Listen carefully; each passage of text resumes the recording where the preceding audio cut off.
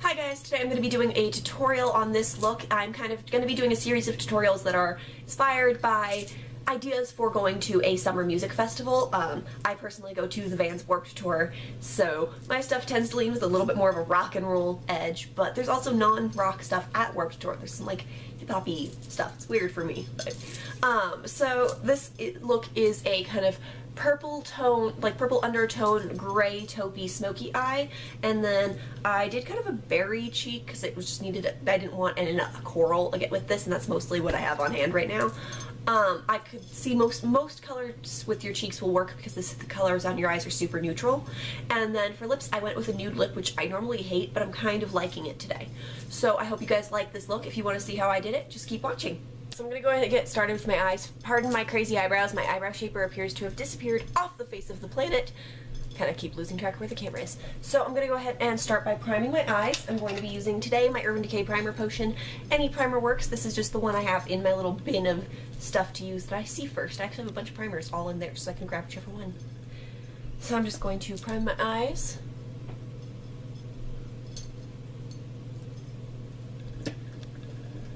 And I don't have any concealer or anything on, that way I can clean up because I'm going for a slightly smokier look today.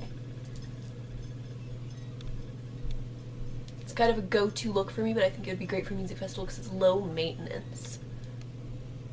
As in pretty much no maintenance. Alright, and I'm just going to kind of take whatever's left on my fingertips. Take it below my lower lash line because that's where I tend to have a lot of problems with stuff smudging and running and being crazy. And then next I'm going to do what I always do and take a nude eyeshadow base. This one is by Jordana. It's the 12 Hour Made to Last in Continuous Almond.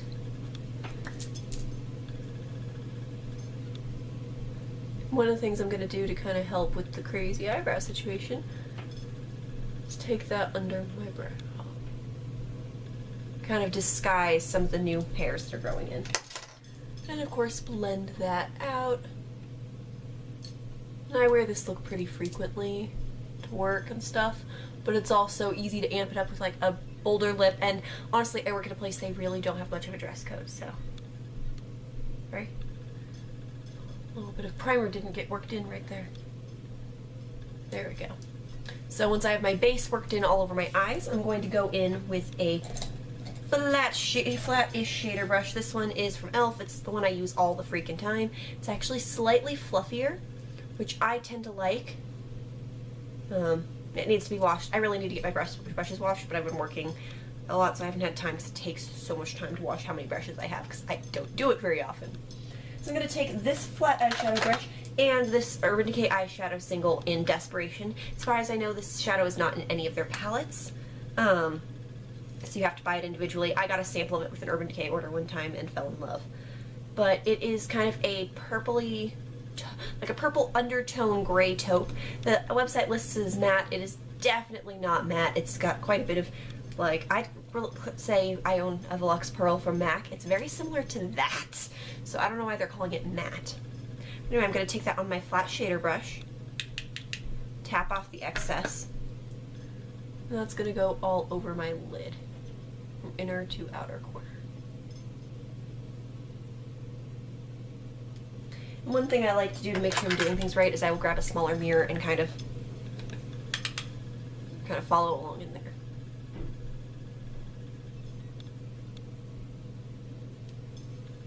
And I am going to put this up into my crease as well, and it will be blended out.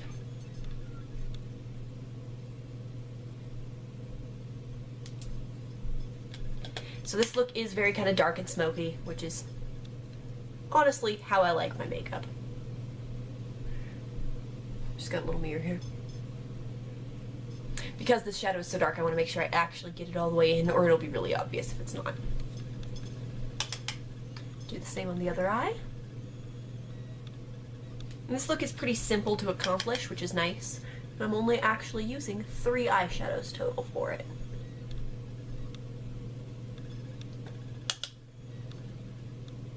And I always tap off the excess on my brush.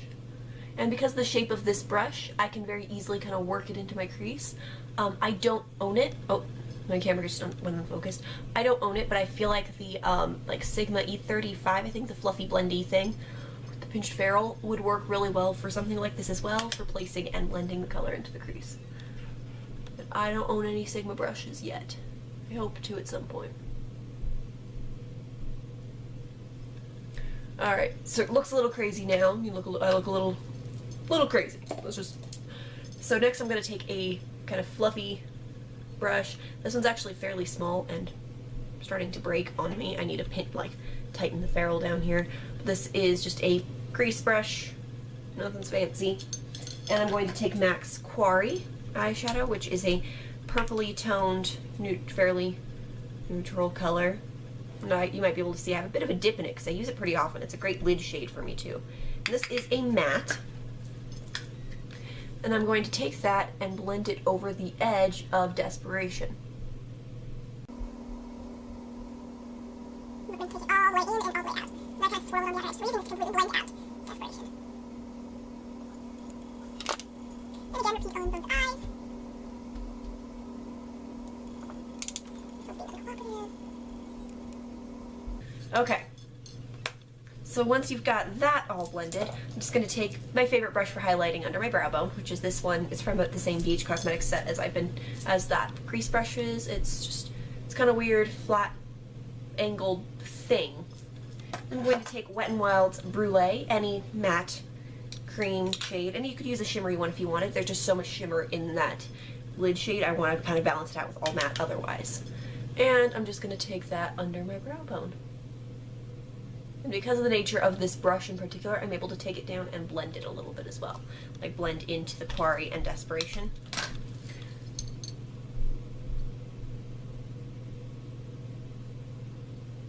I usually do my face makeup first, but because this one's a smokier look, I wanted to wait. So I'm going to do my concealer and face makeup, and then I will come back to show you the lower lash line and what else I'm putting on my face. Alright, so I've got my eyebrows done, my face makeup on. I don't have any blush or anything on because I'm going to show you that. So now we're going to do the lower lash line and then eyeliner, mascara. So for the lower lash line, it's really simple. Again, this whole look is really simple. I did it one time heading to work and went, ooh, this would work for work tour.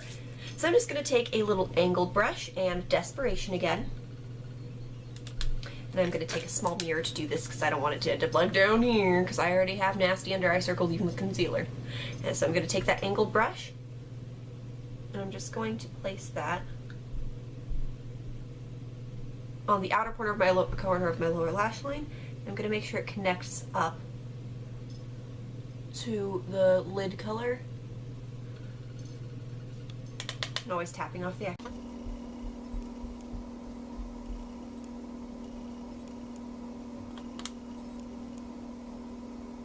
And this color is pretty opaque, but it builds upon itself really well too, so you can sheer it out, which I really like about this shadow. It's one of my favorite shadows ever.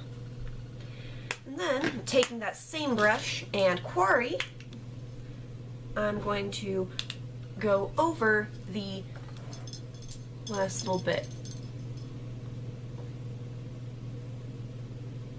Pretty much take it all the way in.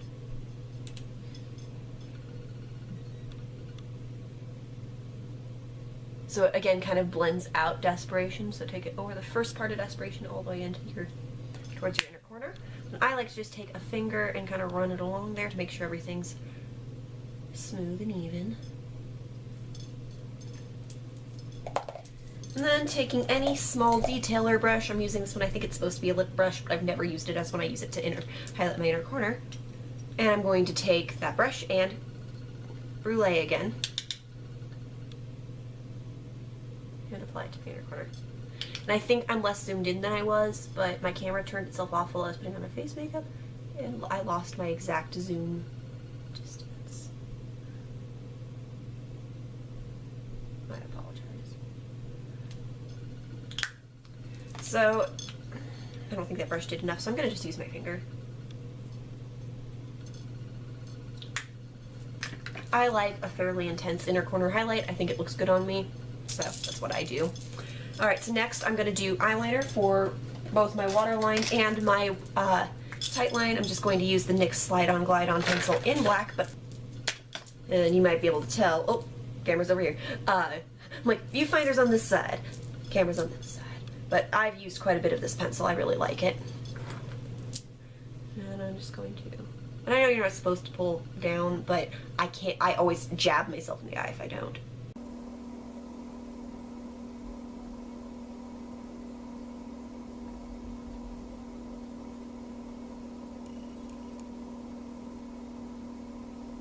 I always like to do all black eyeliner. I mean, I sometimes do color, I sometimes do white, but really, especially for a bold look, I like black eyeliner.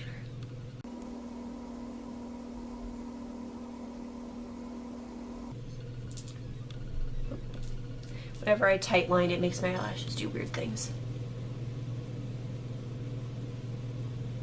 And I like to make sure it's nice and intense and all the way in, around the tear ductish area too. I love the way black eyeliner makes my eyes pop, so that's why I do it. And then I set this down over here. Okay.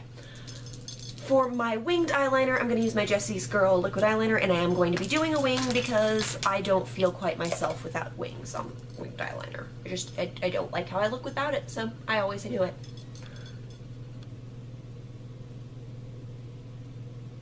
And I start with a little line on the outer edge, and then go from the inner corner and connect. And I hope I'm in frame for this. It's really hard to do this on frame.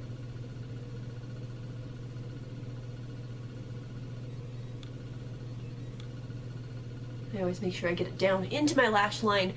That way I can, you know, that combined with the tight lining, it's all connected. Okay. And I always kind of make sure it's somewhat connected to my lower lash line as well.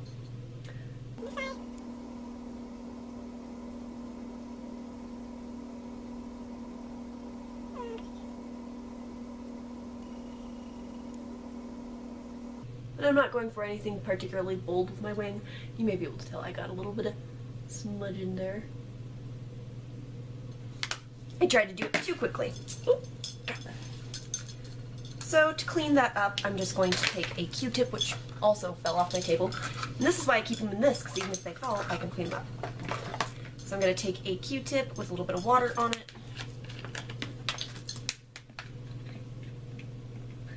Because it's not quite set yet, so it should come off with some water. And just kind of take it up there and I've got a little mirror to make sure I'm not accidentally taking my wing off.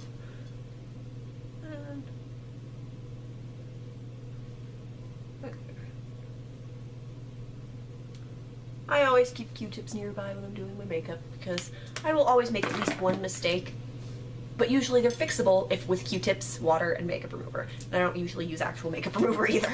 I just use water and occasionally a makeup removing wipe. So I'm going to put on some mascara. I think today I'm going to go ahead and use my e.l.f. 3-in-1. I find this brush pretty easy to work with. It does sometimes leave some smudging though, so you have to be careful. And I really like it. It's got the ball thing on the tip, which in the Benefit They're Real, honestly, I can't stand that mascara. It always messes up my eye makeup, but I like it in this, so because I can actually, because this mascara isn't as wet. And I am fairly fortunate and I have pretty good eyelashes naturally, but this mascara does build really well, and if you are comfortable with them and can actually get them on and stuff, false eyelashes I think would work with this look really well, especially like some demi wispies or something. I just can't pull off false eyelashes. I can never get them on. They always end up just sticking to my natural lashes. Luckily for me, I've got good natural lashes, so a nice dramatic mascara is all I need usually. And I always take this little ball tip on the inner corner.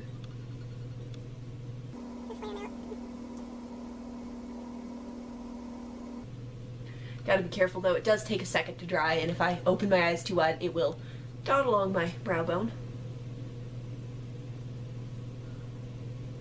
And don't neglect those lower lashes. Have to make the necessary mascara face. Oh, got a couple of dots.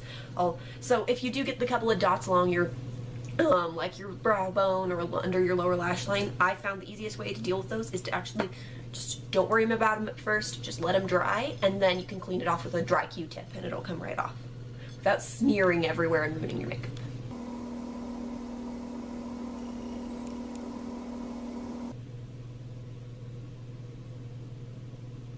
Ooh, almost poked myself in the eye. I always like to try and point that out with a mascara if I can, if there's a quirk about it I use to my advantage.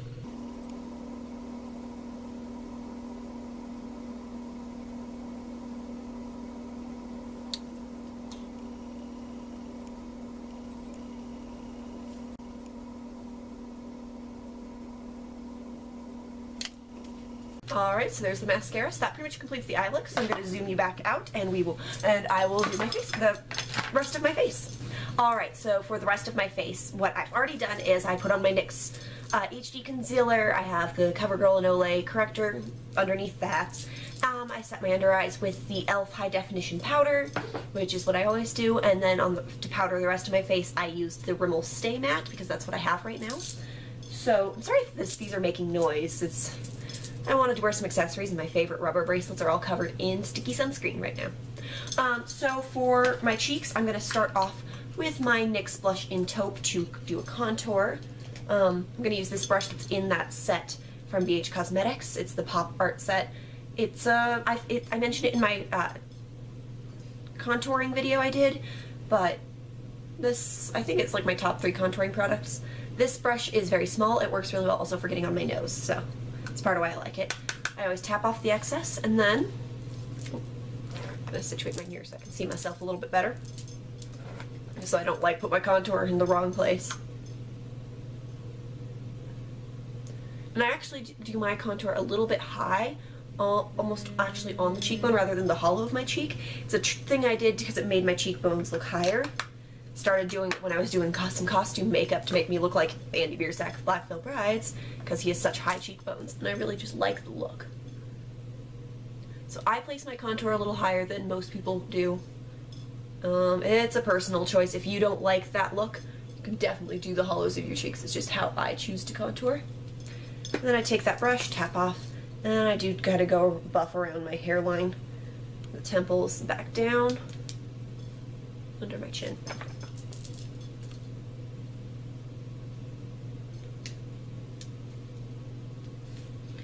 And I go into the product one more time. We'll do my nose.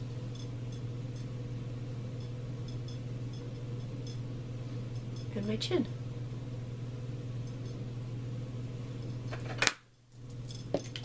And then, because I always really heavily apply my contour, I will blend with my powder brush that's going to have some residual powder on it to help blend everything. And I just go around everywhere I contoured. I pretty much always contour. I love it. It's like my favorite makeup step, so I love how it changes my face. And then for blush today, most of the blushes I've been using are very warm toned, so I'm going to go ahead and reach for this one. This is from Black Radiance, and it is called Raspberry. It's one of their baked blushes. It's a new thing to me. I will be mentioning it in a haul video because I got it kind of with some birthday money. And I'm going to try it with an angled blush brush. It's the first time of me actually wearing it. I've just swatched it thus far. So I'm just going to go into it one tap. And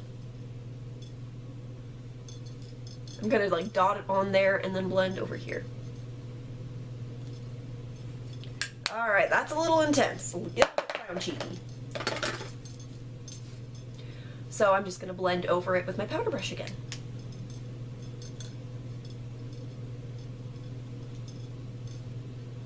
There we go. And I always kind of place it on the back of my cheeks. I rarely go all the way to my apples. I feel like it's just more flattering that way, but depending on your face shape, you may want to put it on the apples of your cheeks or on the backs of your cheeks. And some people like to put blush around the hairline a little bit. I don't like how that looks on me. I've tried it. Again, if you find that flattering though, definitely go for it. So that's kind of my face makeup. I don't think I'm going to do a highlight today. No, none of my highlights I have right here sound good. I don't want to overdo the highlight because In theory, if I'm going to a festival, I'm going to be getting sweaty. I'm going to have some natural glow coming through. I don't need a highlighter to intensify that. So for my lips, I'm going to start out with my lip exfoliator from e.l.f. I always use this. It's almost out, you can see, so I have already repurchased it. And I just almost like applying lipstick. Only messier, because I would never go over my lip line like that with lipstick. And this stuff actually tastes really, really good. But it leaves a residue, so I kind of just clean it up. And it also gets any excess concealer that's on my lips off. It's either a tissue or a Q-tip, whichever one I have closer. I run my finger to make sure everything feels good. There's no gritty bits left. And then since this is such a bold lip, and then I have pretty bold cheeks too, I'm going to go ahead and for my lips, I just got this, so I'm going to try this. If I think it looks hideous, I will switch. But this is the NYX Butter Lipstick in Sugar Wafer.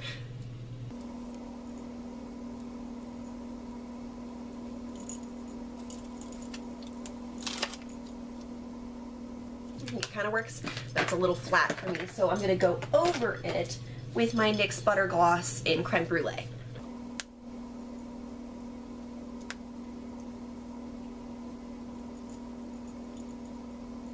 And then whenever I put on lip product, I always manage to get a little bit like where it's not supposed to be on my Cupid's bow. So one thing I do, I will always take just a finger and write down my philtrum, which is what that little divot there above your Cupid's bow is called, in case you didn't know. Fun little anatomy tidbit. I just kind of take a finger and swipe down. Don't actually go over my lip, but just over the top of the skin of my Cupid's bow to make sure there's nothing there. I usually hate nude lips, but I'm kind of liking this today. I find them super, super unflattering on me, but they work on other people, so maybe I just found the right nude lipstick for me. So this is the finished makeup look. So I hope you guys liked this. Sorry for my crazy hair. I just showered and I'm just leaving it up because it keeps it off my face. And I will see you guys in my next video. Bye, guys.